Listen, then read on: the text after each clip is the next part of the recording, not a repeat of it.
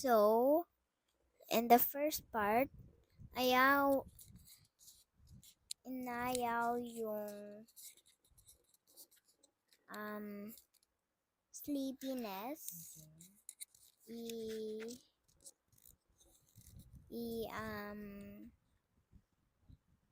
Jenny. si Jenny hindi makatulog. So hindi siya sleepy yet. So nagpunta siya sa window, nagtingin siya sa nothing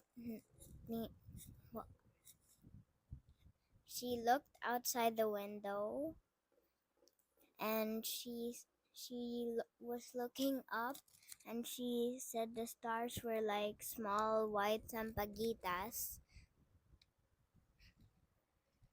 Kaya ng Tagalog ulit?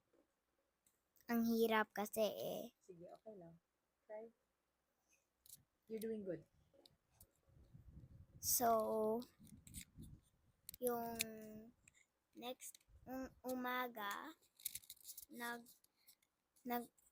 ready sila kasi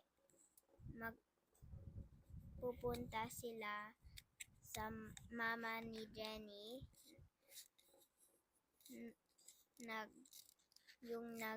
Hindi nagpunta sa bahay nila for isang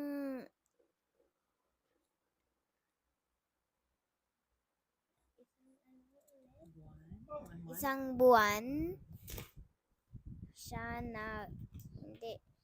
isang buwan siyang hindi nagpunta sa bahay nila. It feels better to say it like that. So, I forgot to say this about the first part. So, natinig siya sa voice nung lola priming.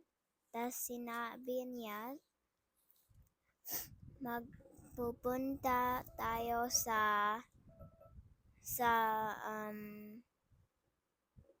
magpupunta tayo sa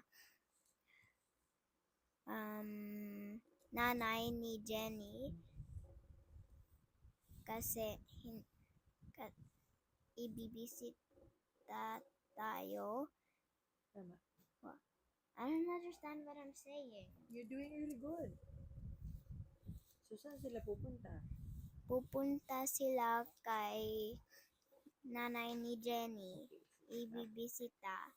Okay. Is that it? Opo. Ano-ano yung mga naalala mong dinala nila? I-ready nila Lola Preming? Yung baon nila, tas yung tinala ni Jenny, yung drawing niya na may star at nakalimutan ko. And she brought the ones, I forgot. That's it? Tas tas yung dog nila, yung aso nila naglaro sa bag ni Jenny. Tas si Jenny sabi, stop. Wag. Anong pangalan ng aso? Nakalimutan ko ulit. It's okay.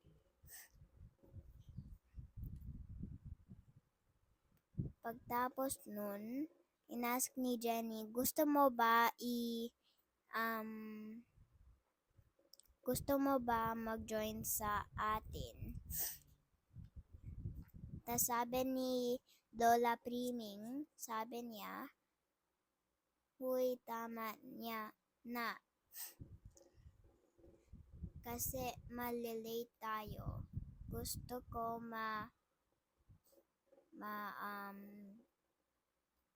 magpunta tayo sa bahay nito maaga. Kasi kung what's night in Filipino? Gabi. Kasi kung mahabol natin yung gabi, magugulo na yung streets. Meron ng traffic. Curfew rin. So, hindi natin gusto yung curfew, no? So, magpunta na lang tayo kasi maaabot tayo ng curfew.